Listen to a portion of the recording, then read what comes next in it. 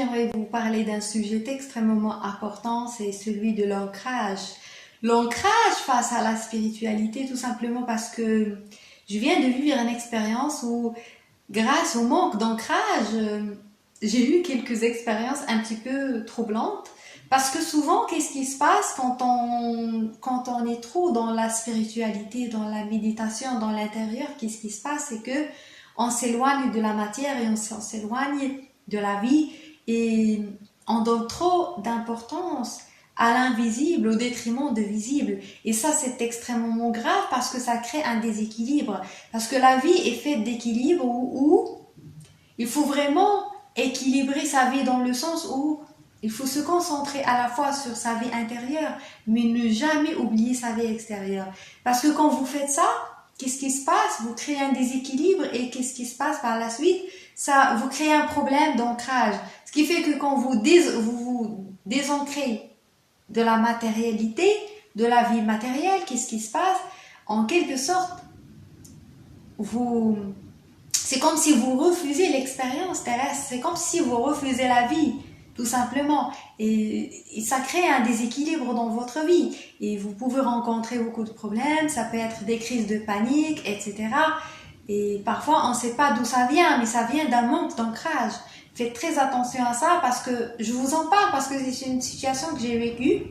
Je croyais que je souffrais je sais pas, de ce qu'on appelle l'attaque de panique.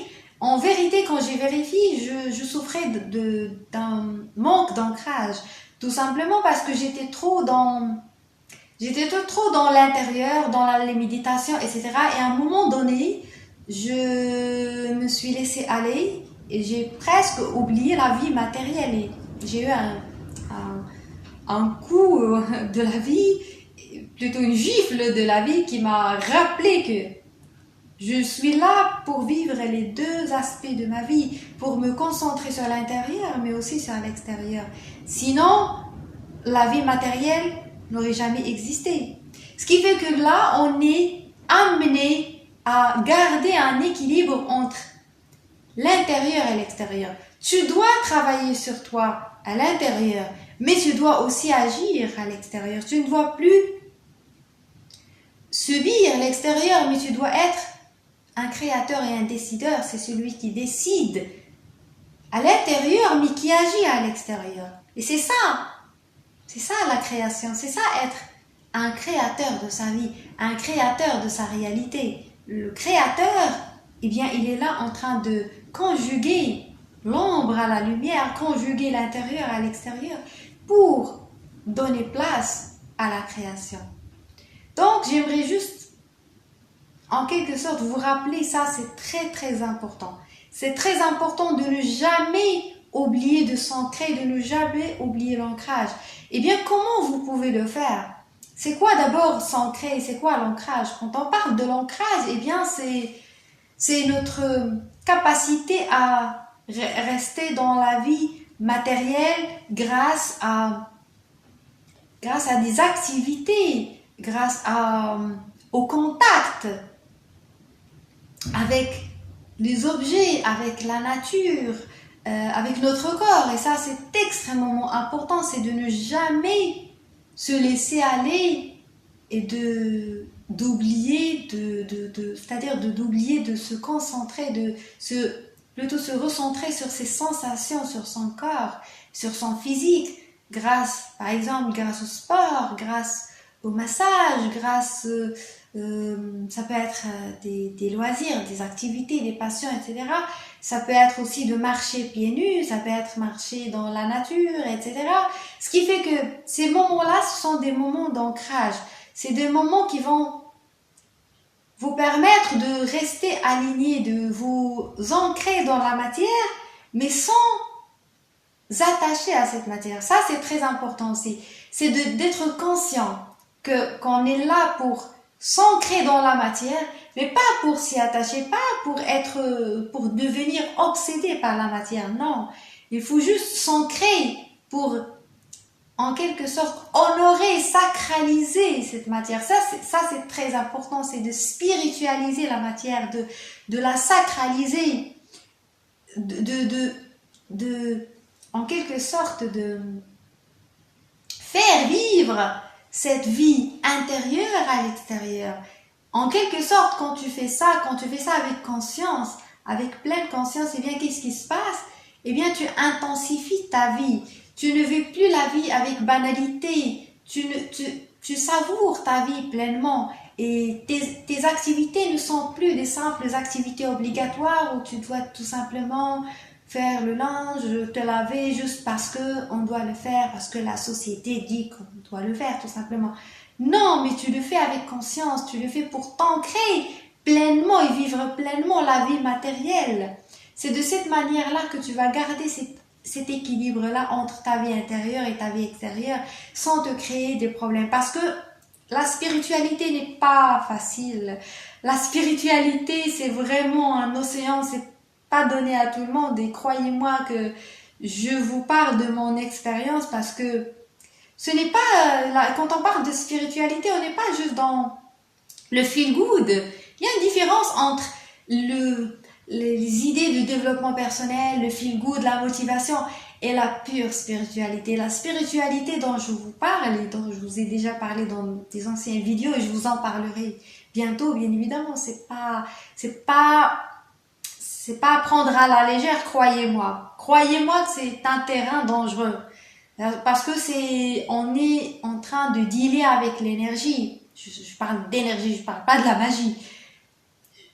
Quand on parle de la magie, encore une fois, il n'y a pas de magie. Il y a malheureusement la magie mal comprise parce que c'est un terme très galvaudé. Quand on parle de la magie, on croit à tout ce qui est illusionniste. On parle de la magie des charlatans, etc. Mais la magie originelle n'a rien à voir avec ça. La magie originelle n'est pas dans le fait de jeter un sort, etc. Ça, c'est pas vraiment de la véritable magie. Ceux qui craignent les magiciens, qui sont là en train qui donnent trop d'importance au pouvoir de la sorcellerie, des sorciers, etc., eh bien, détrompez-vous que c'est pas là où se trouve le véritable pouvoir. La vraie magie, elle dépasse tout ça. La magie, la vie est magique. La véritable magie, c'est cette magie originelle. C'est cette magie qui se fait sans chercher de magie. Le fait d'exister, c'est magique. Ce qui fait que le véritable pouvoir, il est ailleurs, mais on croit que le magicien ou le sorcier, il détient un pouvoir, mais pas du tout, parce que la vie elle-même est magique et elle est faite de magie. Ce qui fait que quand on veut s'acheminer vers la spiritualité, eh bien, on doit s'attendre à des choses troublantes. C'est pour ça que j'ai dit que ce n'est pas donné à tout le monde. La spiritualité, elle est faite pour le chercheur de vérité, celui qui cherche la vérité, et celui qui est prêt à assumer les conséquences, et celui qui est prêt à affronter ses parts d'ombre. Ce qui fait que si on n'est pas capable d'affronter ça, on peut se limiter tout simplement à l'aspect feel good, loi d'attraction, manifestation. Mais est-ce que ça va vous donner des fruits? Je ne le pense pas. Croyez-moi, je ne le pense pas parce que la vérité, on ne peut pas tromper la vérité, on ne peut pas tromper la vie et on ne peut pas mentir à soi-même parce que les vrais résultats ne se trouvent pas sur le chemin de la facilité, mais sur le chemin de la difficulté. Et le chemin de la spiritualité, c'est un chemin qui n'est pas fait pour tout le monde, c'est un chemin qui est fait pour les courageux, pour les chercheurs de vérité. Et c'est un chemin qui est extrêmement difficile et épineux. Et parmi les blocages que vous pouvez rencontrer sur ce chemin-là, eh bien vous pouvez rencontrer beaucoup de problèmes quand vous n'arrivez pas à avoir cet équilibre entre la vie spirituelle et la vie matérielle. Sans cet équilibre-là, vous allez vous perdre. Vous pouvez même avoir des problèmes mentaux, croyez-moi. Vous pouvez même croire que vous avez des problèmes physiques, ça peut même nuire à votre corps. Parce que là, la spiritualité, quand elle est exercée de manière puissante, de manière intense, sans connaissance, sans outils, bien croyez-moi que vous allez droit dans le mur. Parce que il y a des règles. Vous ne pouvez pas jouer avec ça. Vous ne pouvez pas jouer avec ce feu originel. Vous ne pouvez pas jouer avec ce pouvoir. La spiritualité est un pouvoir. Oui, croyez-moi, la spiritualité est un pouvoir, mais pas la spiritualité moderne telle qu'on la véhicule. Non, la spiritualité basée sur l'expérience. Je vais vous donner un simple exemple. Par exemple, disons que vous avez des pouvoirs surnaturels et vous pouvez tout faire, tout décider. Et quand par hasard, il y a quelqu'un qui vient de vous faire de mal, et vous avez la possibilité de vous venger. Vous pouvez vous venger de lui, parce que vous avez ce pouvoir. Grâce à votre pouvoir intérieur, vous pouvez le sanctionner, vous pouvez vous venger de lui, et lui faire subir tout ce que vous voulez. Vous pouvez le faire. Imaginons ça. Imaginons que Dieu, la vie, l'univers vous donne ce pouvoir. Qu'est-ce qui va se passer? Comment vous allez vous comporter face à ces situations? Soyez honnête avec vous-même. Est-ce que vous allez vous venger tout en sachant que la personne était injuste envers vous? Je ne vous parle pas je ne vous dis pas que vous allez faire de mal juste pour faire de mal, non. Disons que vous êtes une bonne personne et vous êtes face à une situation d'injustice. Vous êtes vraiment face à quelqu'un qui est injuste envers vous. Et vous avez ce pouvoir en vous, un pouvoir intérieur en vous de faire ce que vous voulez. Je ne dis pas que c'est le cas, je ne dis pas que c'est pas possible, mais je vous pose la question, qu'est-ce que vous allez faire avec ce pouvoir? Est-ce que vous allez l'utiliser pour vous venger ou pas? C'est à ce moment-là où ça devient dangereux. Quand je dis que la spiritualité n'est pas faite pour tout le monde et elle est dangereuse, c'est dans ce sens-là. C'est comment vous allez dealer avec la spiritualité, comment vous allez utiliser la spiritualité.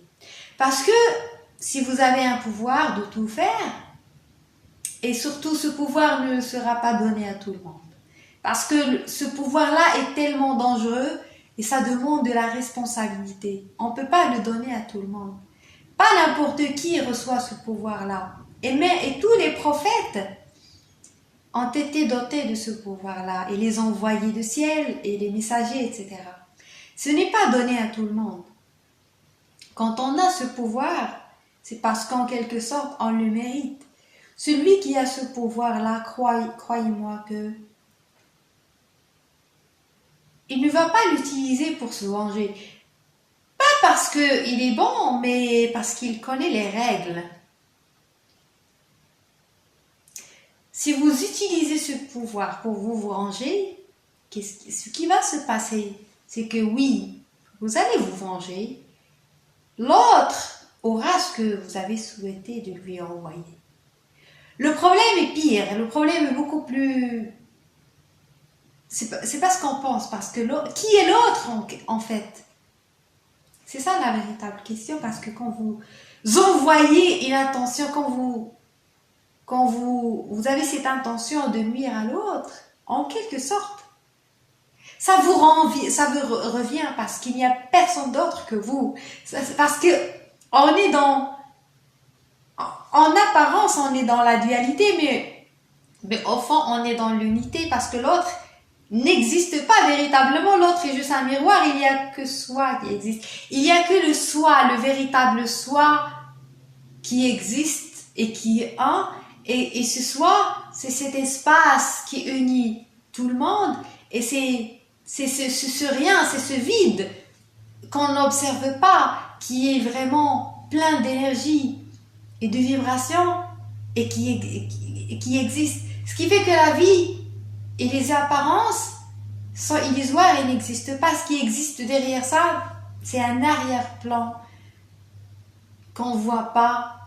Et cet arrière-plan, il est unique, il est uni et il est unifié dans le sens où il n'y a pas plusieurs arrière-plans, il y a un seul arrière-plan, c'est l'arrière-plan de soi véritable, de l'un qui vit cette expérience de dualité grâce à tout ce qui existe. C'est-à-dire que la pluralité que vous voyez, ce n'est que le reflet de l'unité qui existe en arrière-plan. Ce qui fait que quand vous utilisez la spiritualité pour vous venger, vous ne vous vengez de personne que de vous. Vous allez juste vous renvoyer la balle. Si moi je décide de me venger de quelqu'un, mais ce quelqu'un n'existe pas véritablement, c'est juste un miroir. Ce qui fait que si je lui envoie une énergie pour le nuire, eh bien cette énergie va me revenir, elle va m'attaquer directement, ce qui fait que je ne peux rien lui faire de mal. Je ne peux pas faire de mal à l'illusion parce que l'autre est une illusion. Et moi, je suis une illusion pour l'autre. Mon corps, mon physique, c'est une illusion parce que ce qui existe véritablement, c'est la conscience.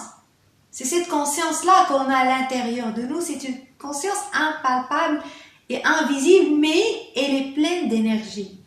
Et cette conscience, c'est celle qui constitue le tout. Elle me constitue les humains, les animaux, les arbres, les objets, etc.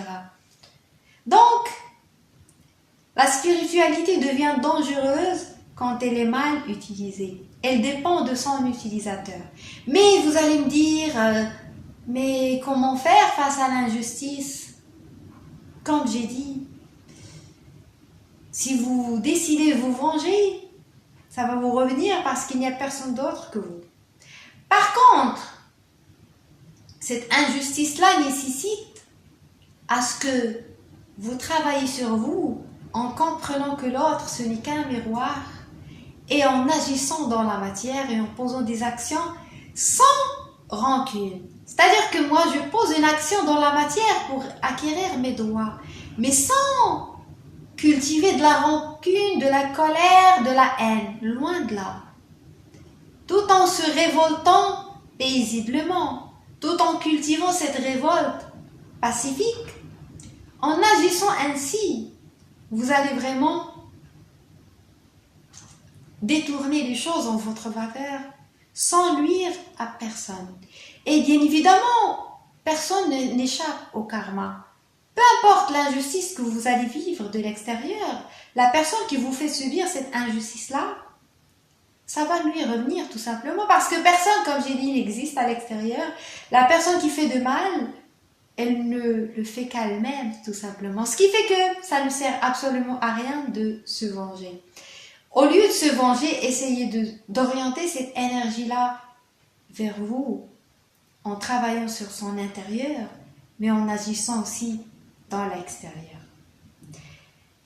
Bien, j'espère que ce que j'ai partagé avec vous vous a inspiré. N'oubliez pas de vous abonner à ma chaîne et je vous donne rendez-vous très bientôt.